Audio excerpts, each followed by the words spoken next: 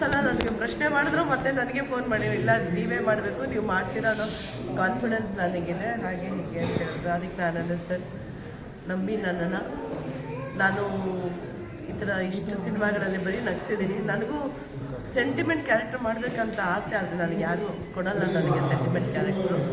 ನಾನು ನೋಡಿದ ತಕ್ಷಣವೇ ಕಾಮಿಡಿ ಲುಕ್ ಬರುತ್ತೆ ಅಂತ ಹೇಳ್ತಾರೆ ಸರ್.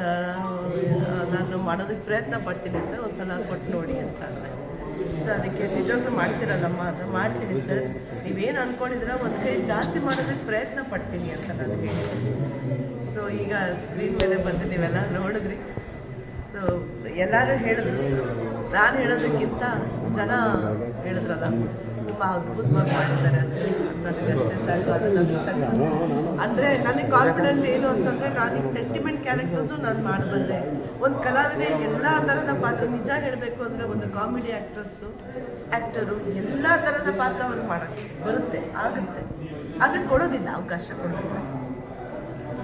ಕಾಮಿಡಿ ಅಂದರೆ ಕಾಮಿಡಿಯನ್ನು ಬ್ರ್ಯಾಂಡ್ ಮಾಡಿಬಿಡ್ತಾರೆ, ಅದೊಂದು ದುಃಖ ಇದೆ ನನಗೆ. ನೋಡಿ 886 ಸಿನಿಮಾ ಬರೀ ಕಾಮಿಡಿ ಮಾಡಿದ್ರು, ಯಾರು ನನಗೆ ಸೆಂಟಿಮೆಂಟ್ ಕ್ಯಾರೆಕ್ಟರ್ ಕೊಟ್ಟಿರಲಿಲ್ಲ. ಟಿ ವಿ ಸೀರಿಯಲ್ಗಳಲ್ಲಿ ಬರೀ ವಿಲನ್ನಾಗಿ ಮಾಡಿದ್ದೆ, ಬಟ್ ನನಗೆ ಇದೊಂದು ಅವಕಾಶ ಕೊಟ್ಟರು ಸಾಯಿ ಸತೀಶ್, ಅದಕ್ಕೆ ತುಂಬ ತುಂಬ ಥ್ಯಾಂಕ್ಸ್. ಆಮೇಲೆ ಡೈರೆಕ್ಟ್ರು, ಆಮೇಲೆ ನಮ್ಮ ಹೀರೋ ಅರ್ಜುನ್, ಅನ್ವಿತಾ ತುಂಬ ಸಪೋರ್ಟಿವ್ ಆಗಿದ್ರು. ಎಲ್ಲರೂ ಈ ಥರ ಸಪೋರ್ಟ್ ಮಾಡಿದಲ್ಲಿ ನಿಮ್ಗೆ ಇನ್ನೂ ಚೆನ್ನಾಗಿ ಆ್ಯಕ್ಟ್ ಮಾಡೋಕ್ಕೆ ಸಾಧ್ಯ. ಆ ಥರ ನಮ್ಮ ಟೀಮಲ್ಲಿ ಆ ಒಗ್ಗಟ್ಟಿತ್ತು ಅಂತ ಹೇಳಕ್ಕೆ ಇಷ್ಟಪಡ್ತೀನಿ. ಆಮೇಲೆ ನನಗೆ ಒಂದು ಅವಕಾಶ ಕೊಟ್ಟಿದ್ದಕ್ಕೆ ಥ್ಯಾಂಕ್ ಯು ಸೋ ಮಚ್ ಎಲ್ಲರಿಗೂ. Thank you. ನನ್ನ ಸಿನಿಮಾ ನಾನೇ ಹೇಳ್ಬೇಕಾ? ಸಾಯಿ, ನಮ್ಮೆಲ್ಲ ಕರ್ನಾಟಕ ಜನತೆಗೆ ಎಲ್ಲ ನಮಸ್ಕಾರ. ನನ್ನ ಹೆಸರು ಡಾಕ್ಟರ್ ಸಾಯಿ ಸತೀಶ್ ತೋಟಯ್ಯ ಅಂತ. ಏನು ಋಣ ಪಿಕ್ಚರು ನೀವೆಲ್ಲ ಬಂದಿದ್ದೀರಾ ನೋಡೋದಕ್ಕೆ. ಈ ಚಿತ್ರದ ನಿರ್ಮಾಪಕ, ಕತೆ, ಚಿತ್ರಕಥೆ ನಿರ್ಮಾಪಕ ಎಲ್ಲ ನಾನೇ ಮಾಡಿರೋದು ಸರ್. ಇದು ಸಿನಿಮಾ ಎಲ್ಲರೂ ಮಾಡ್ತಾರೆ. ಸಿನಿಮಾ ಮಾಡೋದು ಏನಕ್ಕೆ ಅಂದರೆ ದುಡ್ಡು ಹಾಕ್ತೀವಿ, ದುಡ್ಡು ವಾಪಸ್ ಬರಬೇಕು, ಸ್ಟಾರ್ ಕ್ಯಾಸ್ಟ್ ಹಾಕ್ಬಿಟ್ಟು ಪಿಕ್ಚರ್ ಎಲ್ಲರೂ ಮಾಡ್ತಾರೆ. ಪಿಕ್ಚರ್ ಪ್ಯಾಷನೇಟ್ ಇರುತ್ತೆ ಎಲ್ಲರಿಗೂ ಮಾಡಬೇಕು ಅಂತ. ಆದರೆ ನನ್ನ ಉದ್ದೇಶ ಫಿಲಮ್ ಮಾಡಬೇಕು ಅನ್ನೋ ಉದ್ದೇಶ ಏನು ಅಂದರೆ, ಸಮಾಜಕ್ಕೆ ಏನಾದರೂ ಒಂದು ಮೆಸೇಜ್ ಕೊಡಬೇಕು ಸರ್. ಈಗ ಜನ ಈಗ ಮುಂಚೆ ಏನಾಗ್ಬಿಟ್ಟಿತ್ತು ಅಂದರೆ ದೂರದರ್ಶನಕ್ಕೆ ಹಾಗೆ ಕೂತ್ಕೊಳ್ಬೇಕಾಯ್ತು. ಆಮೇಲೆ ಏನಾಯಿತು, ಉದಯ ಟಿ ವಿ ಬಂತು, ಭಾಳಷ್ಟು ಚಾನಲ್ಗಳು ಬಂತು, ಇನ್ನು 100 ಜನ ಚಾನಲ್ಗಳಿದ್ದೀರ.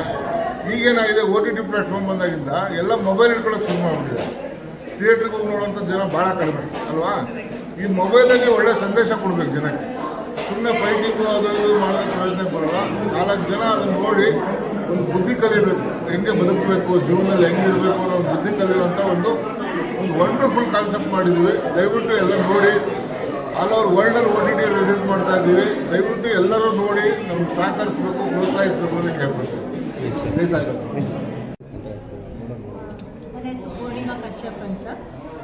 ನಾನು ನಾರ್ಮಲಿ ಕನ್ನಡಕ್ಕಿಂತ ಜಾಸ್ತಿ ಹಿಂದಿನಲ್ಲಿ ಡೈರೆಕ್ಟರ್ ಆಗಿ ಮತ್ತು ಅಸಿಸ್ಟೆಂಟ್ ಡೈರೆಕ್ಟರ್ ವರ್ಕ್ ಮಾಡ್ತೀನಿ.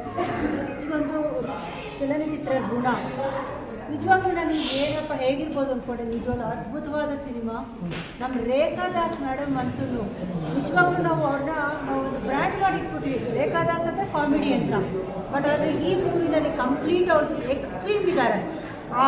ಅಷ್ಟು ಒಂದು ಚೆನ್ನಾಗಿ ಪಾತ್ರ ಮಾಡೋಕ್ಕಾಗತ್ತಾ ಒಬ್ಬರು ಕಾಮಿಡಿ ಆ್ಯಕ್ಟ್ರೆಸ್ ಅನ್ನೋ ಥರ ನನ್ನ ಮನಸ್ಸಲ್ಲಿರೋದನ್ನು ಅದನ್ನು ಕಂಪ್ಲೀಟಾಗಿ ವ್ಯಾನಿಷ್ ಮಾಡಿಬಿಟ್ಟಿದ್ದಾರೆ.